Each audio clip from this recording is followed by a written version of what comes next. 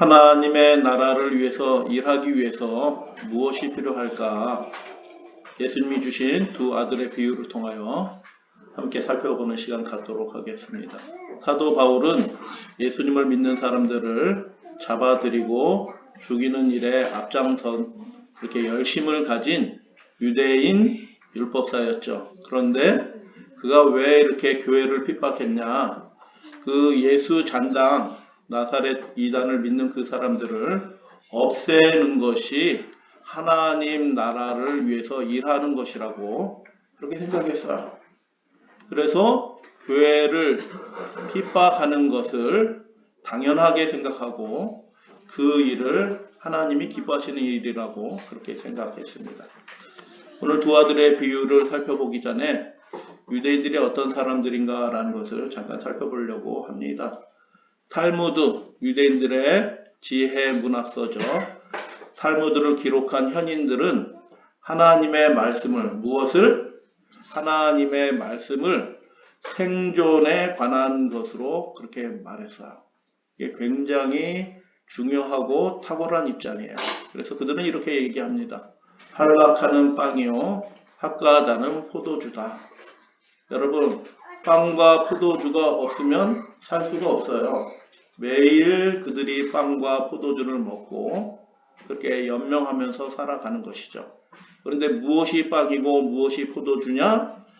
유대 하나님의 말씀에 대한 해설, 그 할라카가 빵이고 그 유대인들의 전승과 그 이야기, 하나님과 관련된 그 이야기 핫가다가 포도주다. 그래서 하나님의 말씀을 안 먹으면 우리가 그것을 모르면 살 수 없는, 그래서 하나님의 말씀을 생존에 관한 것으로 그렇게 말했어요. 굉장히 탁월한 민족이죠. 예수님도 말씀을 생존에 관한 것으로 말씀하셨습니다. 요한복음 6장 63절 살리는 것은 영이니 육은 무익하니라. 내가 너희에게 이른 그 말이 영이요 생명이라 라고 그렇게 말씀하셨어요. 그럼 우리를 살게 하는 것은 경제적인 성공이고 세속적인 성취가 아니라 우리를 살게 하는 것은 하나님의 말씀이다 라고 예수님도 그렇게 말씀하신 거예요. 그러면 유대인들의 입장이나 예수님의 입장이 똑같은 거 아니냐 이런 생각이 들 수 있어요. 그런데 예수님께서는 하나님의 말씀을 올바로 아는 것을 굉장히 강조하셨어요. 그래서 요한복음 12장에 나는 하나님의 명령이 영생인 줄 아노라. 그러므로 내가 너희에게 이르는 것은 내 아버지께서 내게 말씀하신 그대로니라 하시니라 라고 그렇게 말씀하는 것입니다. 그래서 하나님이 말씀하신 그대로 하나님의 뜻을 올바로 아는 것이 굉장히 중요하고 그게 사는 길이다 라고 말씀하셨고, 유대인의 율법 해설서가 굉장히 훌륭하고 탁월해요. 그렇지만 그것을 예수님은 뭐라고 말씀하셨냐 하면 사람의 교훈이다 라고 그렇게 얘기한 것이에요. 하나님께로부터 온 것이 아니라 자기네들끼리 연구해서 나름대로 풀어낸 것 이렇게 말씀하시면서 예수님은 하나님이 말씀하신 그 말씀 그대로를 우리가 올바로 깨닫고 아는 것이 하나님 나라의 백성이 되는 데 있어서 결정적으로 중요한 것이다 라고 예수님이 그렇게 말씀하셨어요. 이스라엘 중분동 사람들에게 포도는 가장 중요한 열매였어요. 그래서 포도원은 구약성경, 신약성경 마찬가지예요. 그래서 포도원은 하나님의 나라로 비유되어 왔습니다. 포도원에서 일하는 것은, 그래서 포도원이 하나님의 나라로 비유되었으니까 포도원에서 일하는 건 뭘 의미해요? 하나님의 나라를 위해서 일하는 것을 의미하는 것입니다. 예수님께서 두 아들의 비유를 마태복음에서 이렇게 말씀해 주셨죠. 어떤 사람에게 두 아들이 있는데 맏아들과 둘째 아들이 있다. 가서 이르되 오늘 포도원에 가서 일하라 라고 그렇게 말했다. 근데 예라는 말이 무슨 뜻이냐 하면 테크논이란 뜻인데 상속자란 뜻이에요. 상속자. 여러분, 하나님 나라의 상속자 된 사람들에게 그 하나님 나라를 위해서 일할 수 있는 기회를 주시는 것입니다. 할렐루야, 아멘. 여러분, 그래서 하나님 나라를 위해서 일하는 거, 복음을 전하고 성도들을 섬기고 이웃을 섬기는 그런 활동들이 그냥 우리들끼리 모여서 우리들끼리 정하는 활동이 아니라 하나님 나라를 세우시고 이루신 예수님의 명령이다.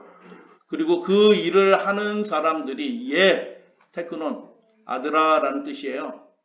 아들아, 포도원에 가서 일하라. 지금 누구한테 일을 시켜요? 포도원에 관한 일을?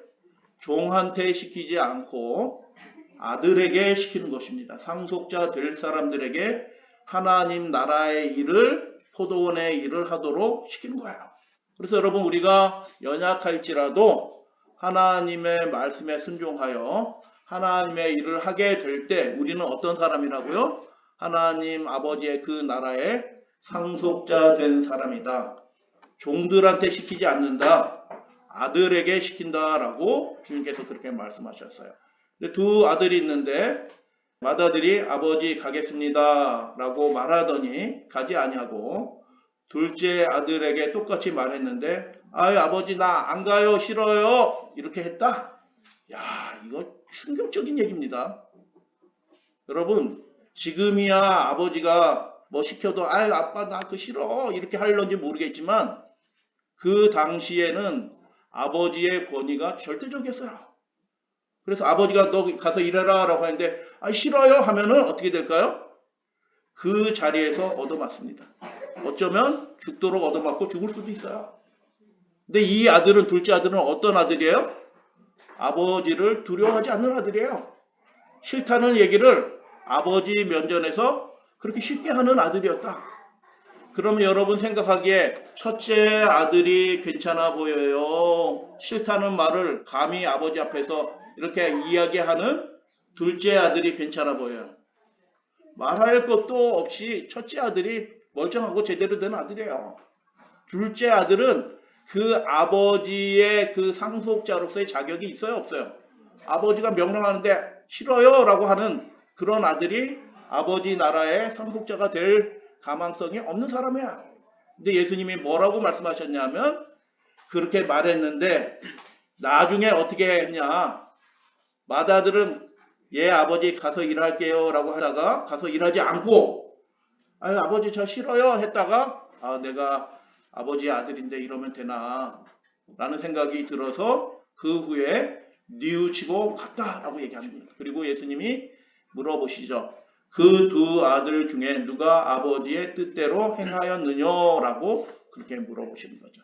여러분 아버지의 뜻대로 행하는 사람이 아버지 나라의 상속자가 된다라고 예수님이 그렇게 말씀하시는 거예요. 그래서 여러분 믿음의 가족들 하나님께서 우리에게 명령하시는 일이 있다고 하면 그거 왜 명령하셔요?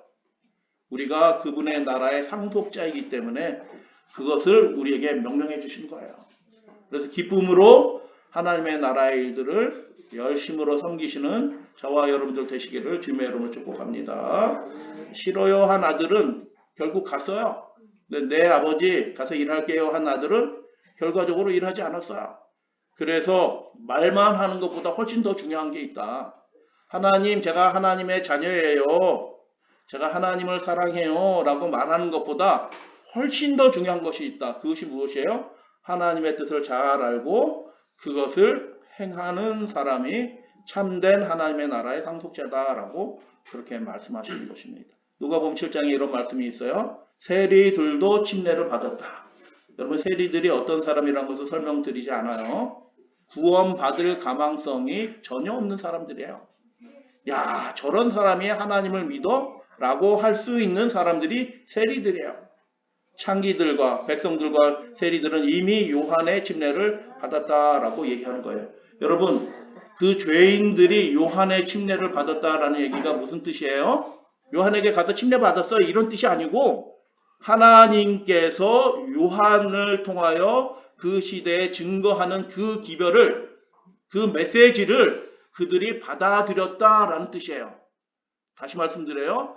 요한을 통해서 증거하는 그 하나님의 뜻을 그들이 받아들이고 요한의 침례를 받아 그의 교훈은 그의 말씀을 그들이 받아들였다라는 뜻이에요. 누가 받아들였어요?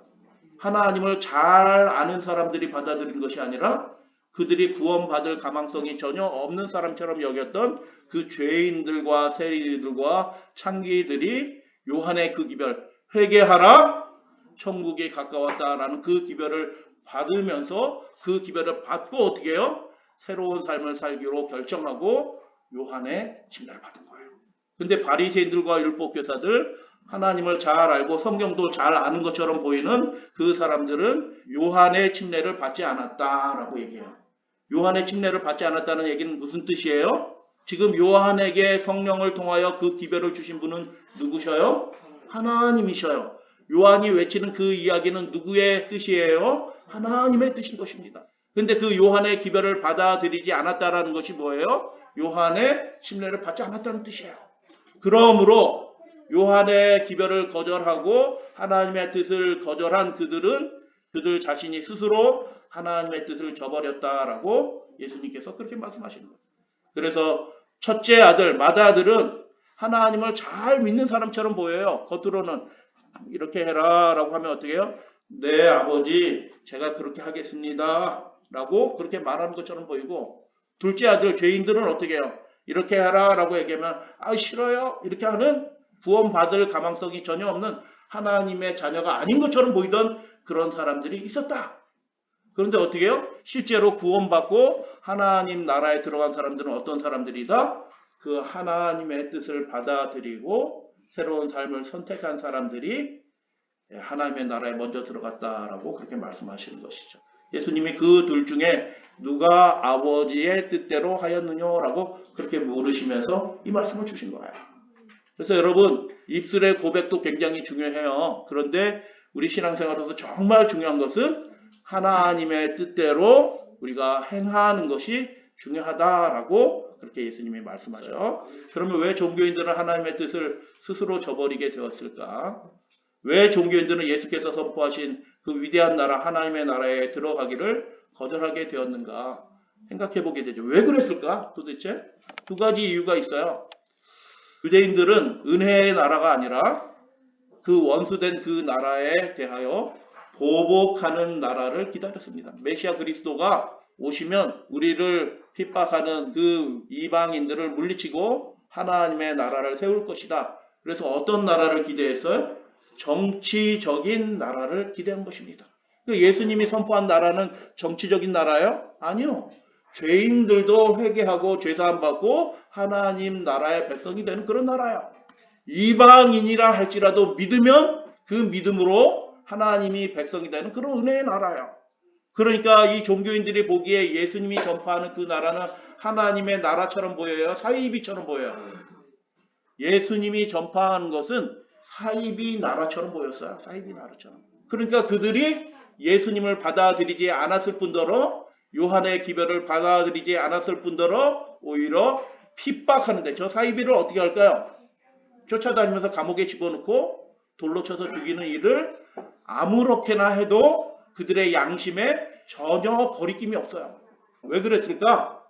하나님의 말씀에 보니까 이사야 61장에 보니까 그리스도가 오시면 원수들에게 보복할 것이다 라고 되어 있는데 말씀에 그렇게 되어 있어요.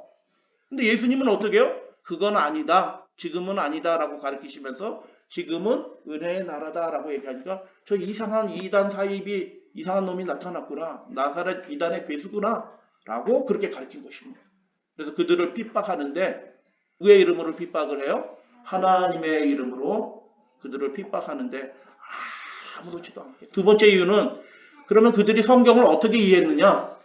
지금 이 말씀을 왜 드리냐 하면 요즘에 많은 교회들이 대부분의 교회들이 그렇게 지금도 성경을 해석해요. 그러기 때문에 지금도 동일하게 그 당시 종교인들 바리새인들과 서기관들이 했던 것처럼 성경을 그런 방식으로 해석하기 때문에 동일하게 그 일들을 지금도 행하고 있어요. 예수님이 하나님의 아들이신 분이 표적을 통해서 말씀을 제대로 가르쳤을 때 야, 우리가 이해했던 거랑 좀 다르다. 굉장히 다르네. 하나님의 뜻이 과연 뭘까? 라고 스스로 이렇게 잘 살펴보고 비교해서 연구하고 살펴보면 될 텐데 그들이 어때요? 내가 아는 거랑 다르니까 저놈은 마귀 사탄의 자식, 나사렛 이단의 괴수 뭐 이렇게 이야기하고 하는데 그들이 성경을 문자적으로 이해했어요. 문자적으로. 이스라엘 나라가 회복이 될 것이다 라고 하면 어떻게 해요? 그 정치적인 이스라엘 나라가 회복이 될 거라고 그렇게 믿었던 거야. 근데 예수님은 그 나라가 어떤 나라라고요? 정치적인 유대인 혈통으로 이루어진 정치적인 나라가 회복이 되는 것이 아니라 믿음으로 하나님을 믿는 그 믿음으로 말씀을 받아들인 사람이라면 이방인들도 할렐루야 아멘 이방인들도 그분의 나라의 백성이 되는 그런 나라다라고 예수님이 계속 말씀하시는 거예요. 그래서 여러분 요즘에 많은 분들이 이스라엘에서 제3성전이 재건이 되고 제사가 회복이 되고 7년 대환란이 일어나고 유대인의 나라가 다르고 교회가 다르고 교회를 위한 복음이 있고 유대인을 위한 복음이 따로 있고 율법 시대가 있고 은혜 시대가 있고 그렇게 가리키는 그런 세대주의적인 교훈, 문자적인 성경 해석이에요. 성경에 나오는 모든 이스라엘은 유대 나라예요. 영적 이스라엘이 아니에요. 우리는 이스라엘, 영적인 이스라엘 백성이 아니고 그냥 이방인일 뿐이에요. 그냥 교회야. 그렇게 해석하는 사람들이 지금도 있어요. 그런 나라 임했어요? 안 했어요? 유대인들이 그런 나라를 기대했는데 그런 나라는 전혀 성경에서 하나님의 뜻이 아닌 나라였어요. 하나님의 뜻이 아닌 나라를 그렇게 열심히 믿고 기다렸는데 그 뜻이 아닌 그 나라를 열심히 믿고 기다린 결과가 무엇이에요? 그들이 가루가 되어서 여러 민족 가운데 흩어져 없어진 그런 나라가 된 것입니다. 그래서 그들이 왜 예수님의 기별을 받아들이지 않았는가? 이런 이유가 있어요. 마다들의 모습이에요. 세리와 창기돌로 표상된 둘째 아들의 특별한 점은 그러면 뭘까? 예수님이 이렇게 말씀하셨어요. 세리와 창녀들은 뭐 했다고요? 믿었다라고 얘기해요. 믿었다는 얘기가 무슨 뜻이에요?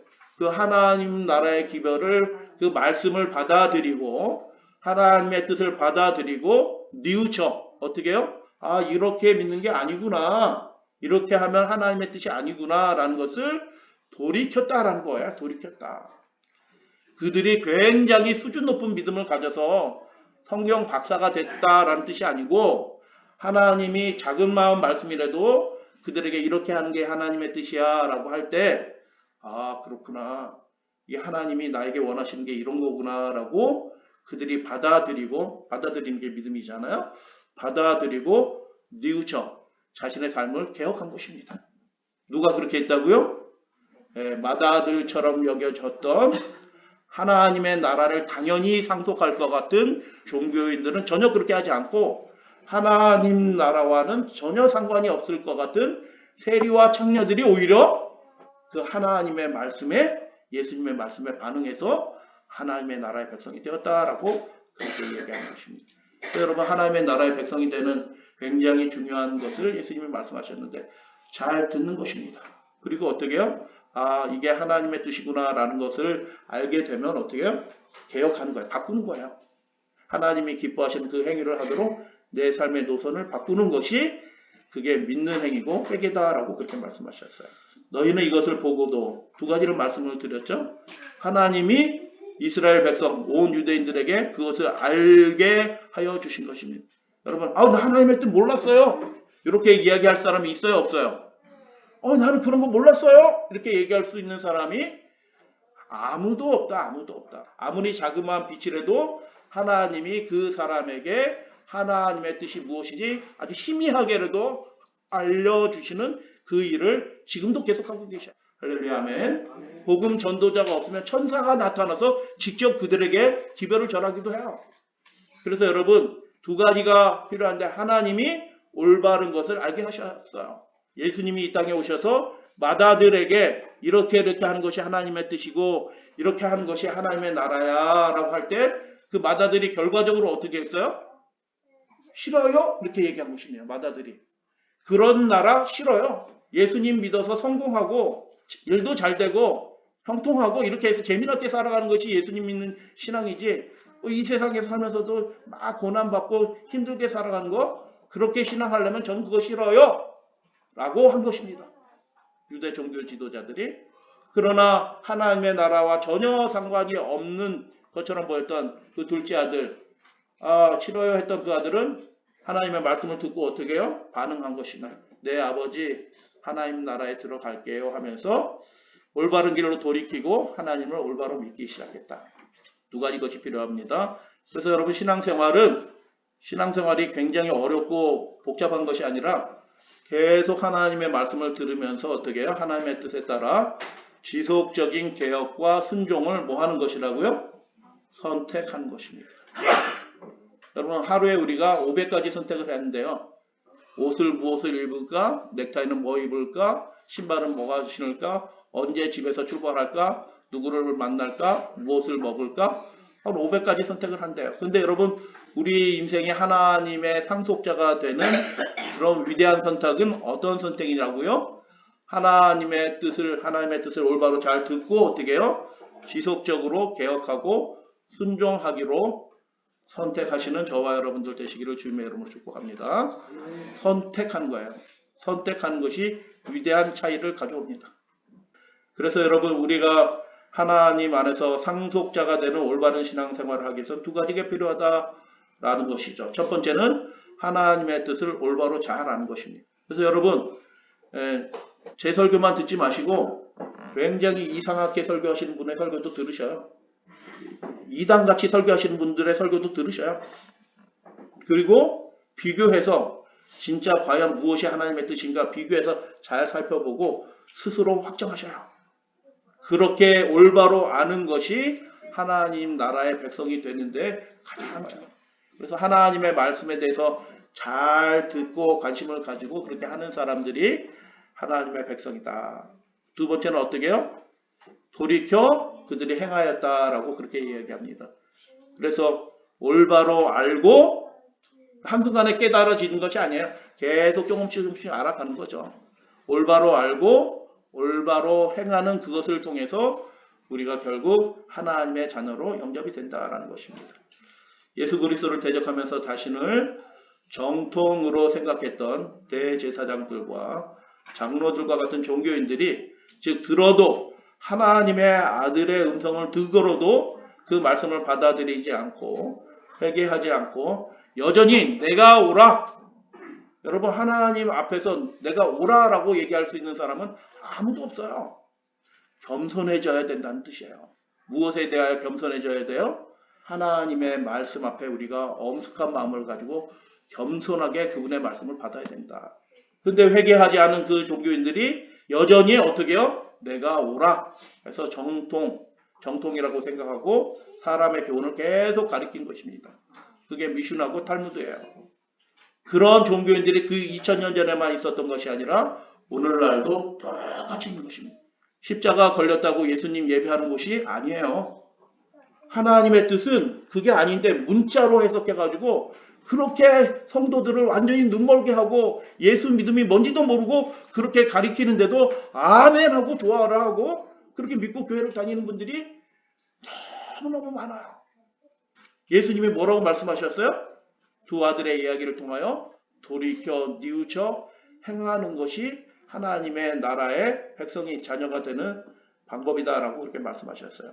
다 같이 읽겠습니다. 로마서 10장 시작. 내가 증거하노니 저희가 하나님께 열심히 있으나 지식을 쫓는 것이 아니라 믿음 주여 주여 주여 하여서 그거 하는 거 그건 나쁜 건 아니에요. 주여! 아유 저는 체질이 안 맞아. 근데 그거 괜찮다. 하나님께 열심히. 유대인들이 지금 어떤 사람이에요? 하나님께 열심히 특심한 사람들이에요. 그거 괜찮다. 근데 바울이 어떻게 됐다고요? 그 교회를 핍박하고 사람들을 예수 믿는 사람들을 감옥에 집어넣고 죽이는 일에 앞장서면서도 불구하고 그가 하나님 나라를 위해서 하나님을 위해서 한다라고 그렇게 생각한 것이에요. 그래서 바울이 회심한 뒤 예수님 만나고 회심한 뒤 이렇게 자신의 과거를 뉘우치면서 이렇게 얘기해요. 하나님께 열심히 있었는데 여러분 열심히 있어요? 없어요? 여러분들은? 열심도 없으면 야 이거는 뭐 심각한 거예요. 지식도 없는데 열심도 없어. 그럼 뭐가 있는 거예요 도대체? 하나님이 우리를 위해서 가장 소중하신 하늘의 보화를 내어주셨어요. 할렐루야 아멘. 아들 예수 그리스도를 우리의 죄를 대신하여 희생제물이 되게 하셨잖아요. 하나님은 우리에 대하여 열심히 있으신 분이에요. 할렐루야 아멘. 우리를 구원하시기에 모든 것을 하시는 분이에요. 그 은혜의 수혜자 대상자가 된 우리가 어떻게 해요? 하나님께 무엇이 있어야지 당연해요? 열심히 있는 게 당연해요. 그런데 그 열심보다 더 중요한 똑같이 중요한 것이 있는데 그것이 무엇이다? 하나님의 뜻, 하나님의 뜻을 올바로 아는 것이다 라고 바울이 그렇게 얘기하는 것이죠.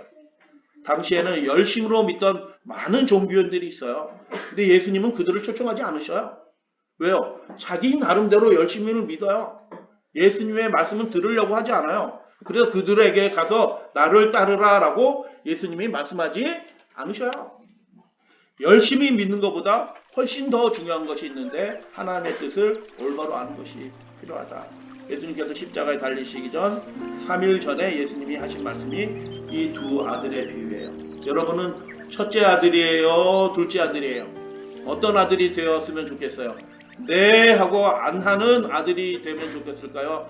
아니요 라고 했다가 아유 제가 그러면 안 되지 하고 하나님에 대하여 열심과 지식을 쫓아서 열심히 헌신하는 사람이 되면 좋겠어요. 둘 다 정답은 아니에요. 네 하고 그 이후로도 또 열심히 신앙하는 우리 믿음의 가족들 되어주시기를 바랍니다. 아버지의 뜻대로 이루어지는 나라가 있고 자신의 뜻을 이루려고 하는 나라가 있어요. 예수님께서 가르치시죠? 그래서 제사장들이 무슨 권세로 이 일을 하느냐라고 말할 때 예수님께서 들려주신 얘기가 뭐예요? 하나님의 말씀이 권세가 있는 거지, 하나님이 주신 그 말씀의 권위가 있는 거지 그 자리가 전통의 권위가 있는 것이 아니다라는 것입니다. 여러분 그래서 교회를 의지하지 않고 우리는 예수 그리스도 우리 하나님의 말씀을 의지하는 우리 믿음의 가족들이 되어주시기를 당부드립니다. 잘못 알 수 있어요. 여러분 태어나면서부터 모든 걸 다 올바로 아는 사람이 세상에 어디 있겠어요. 신앙생활 시작하면서부터 아 이게 하나님의 말씀하신 정로의 길이구나 해서 올바로 아는 사람이 그런 사람이 한 사람에도 있겠어요? 그런 사람은 없어요. 그러면 신앙생활이 뭐냐? 잘못 알고 잘못 행할 수도 있다. 하나님이 다 간구하시고 넘어가 주셔요. 근데 하나님이 어떻게 하신다? 말씀하신다. 뭐 하라고? 그것을 바꾸라고 말씀하실 때 아 이게 하나님의 뜻이 아니네 하고 어떻게 해요? 우리의 자세를 태도를 바꾸는 것을 그 신앙생활이라고 말씀을 드렸어요. 그래서 당시 종교인들의 결정적인 문제는 들으려 하지 않은 것이고 듣고도 돌이키려 하지 않았던 것이다 라고 그렇게 말합니다. 포도는 그 중동 사람 이스라엘 사람들에게 가장 중요한 열매였어요. 그래서 포도원은 하나님의 나라로 비유되어 왔습니다. 포도원에서 일하는 것은 그래서 하나님 나라를 위해서 일한다는 것이에요. 여러분 그래서 우리가 하나님 나라를 위해서 일하는 사람이 되어서 하나님 나라의 상속자가 되기 위해서는 반드시 이 두 가지가 있어야 돼요. 열심과 지식이 있어야 되고 그 열심은 뭐예요? 올바로 행하는 게 열심이고 지식은 뭐예요? 올바로 하는 거예요.